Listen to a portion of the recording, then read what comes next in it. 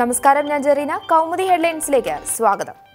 തട്ടിപ്പിൽ കുടുങ്ങി CPM. പ്രതിച്ഛായ നഷ്ടത്തിനും നിയമക്കുരുക്കിനുമിടെ CPMന് രാഷ്ട്രീയ പ്രഹരമായി ബിനോയ് കോടിയേരിക്കെതിരായ തട്ടിപ്പ് കേസ്.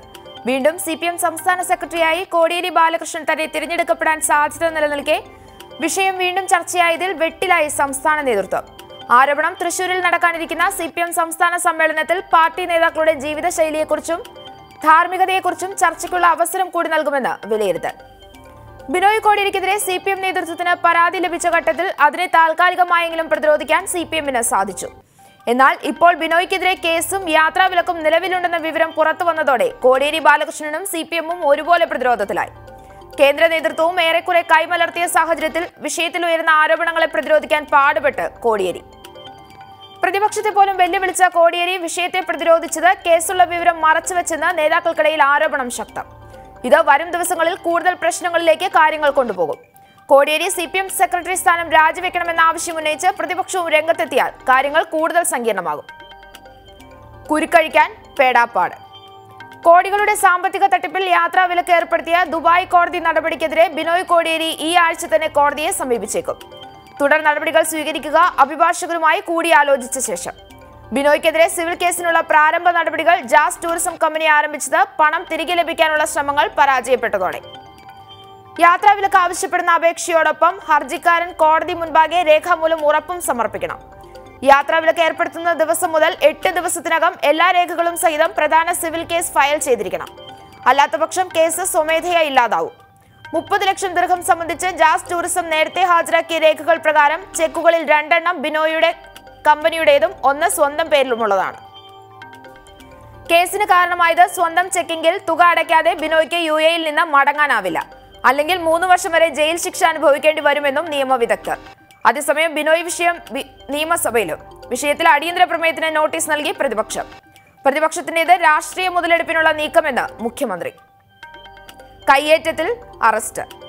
കവി കുരീപ്പുഴ ശ്രീകുമാറിനെ കൊല്ലത്ത് കയ്യേറ്റം ചെയ്യാൻ ശ്രമിച്ചതിന് 6 RSS പ്രവർത്തകരെ അറസ്റ്റ് ചെയ്ത് പോലീസ്. BJP പഞ്ചായത്ത് അംഗം ഉൾപ്പെടെ 10 RSS പ്രവർത്തകർക്കെതിരെ കേസ്. അടിയന്തര നടപടി. സംഭവം ഗൗരവമായി കണ്ട് ഊർജിതമായ അന്വേഷണം നടത്താൻ കൊല്ലം റൂറൽ SPക്ക് മുഖ്യമന്ത്രി നിർദ്ദേശം നൽകിയതിന് തൊട്ടുപിന്നാലെ. ആക്രമണമുണ്ടായത് കൊല്ലം കടയ്ക്കൽ കോട്ടുകൽ കൈരളി ഗ്രന്ഥശാലയുടെ വാർഷികാഘോഷം കുരീപ്പുഴ ഉദ്ഘാടനം ചെയ്ത് മടങ്ങവേ. പ്രകോപനമുണ്ടാകാൻ കാരണം ഉദ്ഘാടന പ്രസംഗത്തിൽ വടയമ്പാടി ജാതിമതൽ സമരത്തിൽ BJP സ്വീകരിച്ച നിലപാടിനെ കുറിച്ച് പരാമർശിച്ചത്. വാഹനം തടഞ്ഞു നിർത്തി അസഭ്യം പറയുകയും വാഹനത്തിന് നേരെ ആക്രമണം നടത്തിയതായും കടയ്ക്കൽ പോലീസിന് നൽകിയ പരാതിയിൽ പരാമർശം. കടുപ്പിച്ച് സർക്കാർ. ഓഖി ദുരന്തം സംബന്ധിച്ച് നടത്തിയ വിമർശനങ്ങളിൽ ജേക്കബ് തോമസിനെതിരെ കടുത്ത നടപടിക്ക് നീക്കം നടത്തി സർക്കാർ. സർക്കാർ നിലപാടുകളെ ഉദ്യോഗസ്ഥർ തള്ളിപ്പറയുന്നത് തെറ്റായ കീഴ്വഴക്കമുണ്ടാക്കുമെന്ന് കേന്ദ്ര പേഴ്സണൽ മന്ത്രാലയത്തെ അറിയിച്ച ചീഫ് സെക്രട്ടറി. ഉദ്യോഗസ്ഥനെതിരെ കടുത്ത തീരുമാനങ്ങളിലേക്ക് കടക്കാൻ ഉദ്യോഗസ്ഥരെ പ്രേരിപ്പിച്ചത് കുറ്റപത്രം സമർപ്പിച്ചിട്ടും സർക്കാരിനെതിരെ വിമർശനവുമായി ജേക്കബ് തോമസ് രംഗത്തെത്തിയതിന് പിന്നാലെ. ജേക്കബ് തോമസിന്റെ സർക്കാർ വിമർശനങ്ങളിൽ നടപടി ഉണ്ടായില്ലെങ്കിൽ മറ്റു ഉദ്യോഗസ്ഥർക്കും വിമർശനത്തിന് പ്രേരണയാകുമെന്ന് പേഴ്സണൽ മന്ത്രാലയത്തിന് നൽകിയ കത്തിൽ സർക്കാർ.